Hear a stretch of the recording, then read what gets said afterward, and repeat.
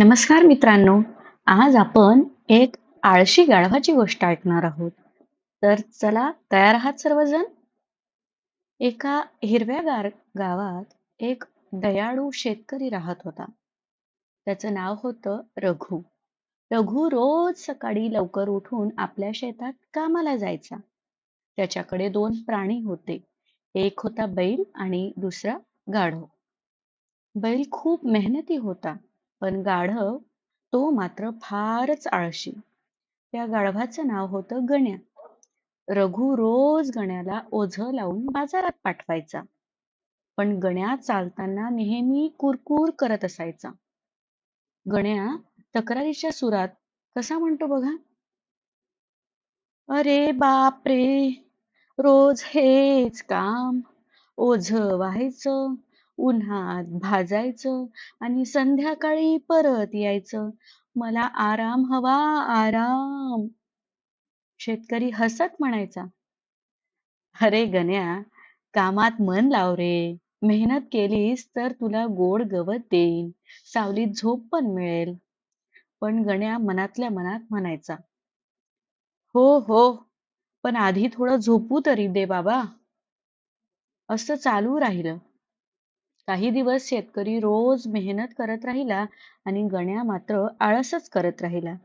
एके दिवशी रघुला गावाबाहेरच्या बाजारात मीठ विकायला जायचं होतं. त्याने गण्याच्या पाठीवर दोन मोठी मिठाची पोती बांधली. सकाळचं ऊन वाढत होतं. गण्या हळूहळू चालत होता. पाठीवरचं ओझं त्याला जड वाटत होतं. गण्या दमलेला सारखा म्हणू लागला, अरे देवा, हे मीठ एवढं माझ्या पाठीचं हाड मोडेल बाबा आता. थोड्या वेळाने ते दोघे एका लहानशा नदीपाशी आले. रघु गण्याला सावकाश नदी ओलांडायला सांगत होता. गण्या पाऊल ठेवतो, पण अचानक पाण्याचा आवाज येतो आणि तो खाली बसतो. गण्या घसरून पाण्यात पडतो. सगळी पोती भिजतात, पण थोड्याच वेळात गण्याला जाणवतं की ओझं हलकं झालंय. गण्या आश्चर्याने विचार करायला लागतो, अरे वा, काय गंमत झाली. ओझं हलकं झालं बाबा. आता चालायला किती सोपं वाटतंय. कारण गण्या होताच आळशी. त्याला कळलं नाही की मीठ पाण्यात विरघळलं होतं आणि तो आनंदाने चालू लागला. आता गण्या खूप खुश झाला होता. त्याने मनात विचार केला, आता रोज ना असंच करायचं. नदी आली की पडायचं आणि ओझं कमी करायचं. तर दुसऱ्या दिवशी सकाळी परत शेतकऱ्याला बाजारात लोकर विकायला जायचं होतं. त्याने गण्याच्या पाठीवर लोकराची पोती बांधली. गण्या पुन्हा मनातल्या मनात हसला आणि म्हणाला, आजही नदीत पडलो की मज्जाच येणार. कालच बघून मी खूप हुशार झालोय आता. ते पुन्हा नदीपाशी पोहोचले. गण्या शेतकऱ्याला न सांगता पुन्हा जाणून बुजून पाण्यात उडी मारतो. पण यावेळी काय झालं? ओझं हलकं न होता ते जड झालं. भिजलेल्या लोकराने पाणी शोषून घेतलं. त्यामुळे त्याच्या पाठीवरचं वजन आणखीनच वाढलं. गण्या घाबरला आणि म्हणाला, अरे देवा, हे काय झालं? पाठीवरचं ओझं वाढतंय. श्वासच घ्यायला जड जातोय मला. तो ओढला जाऊ लागला. पाय सटकले. शेतकरी धावत गेला आणि त्याला कसाबसा त्याने बाहेर काढलं. शेतकरी त्याला प्रेमळ आवाजात म्हणू लागला, अरे गण्या, काल मीठ विरघळलं म्हणून तुला वाटलं की तू हुशार झालास. पण बघ, आज आळस आणि चलाखी नेहमी नुकसानच करते हे तुला कळालंच असेल. गण्या अगदी लाजला आणि त्याच्या डोळ्यात त्याने पाणी आणलं.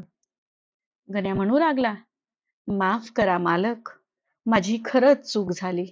मी पुन्हा कधी आळस नाही करणार. आता मी मन लावून कामच करेन.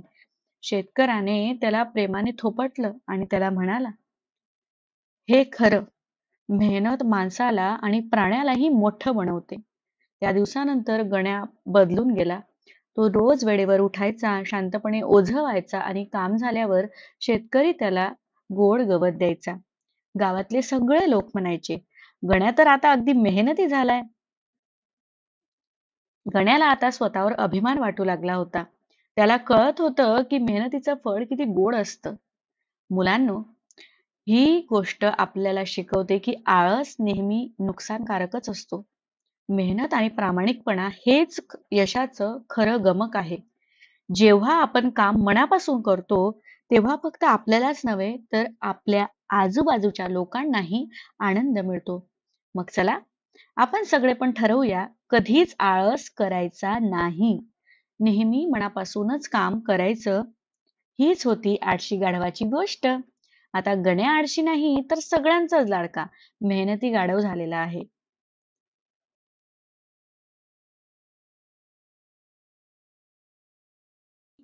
आपल्या चॅनलला लाईक करा, शेअर करा, सबस्क्राईब करा आणि कमेंट करायला विसरू नका. धन्यवाद.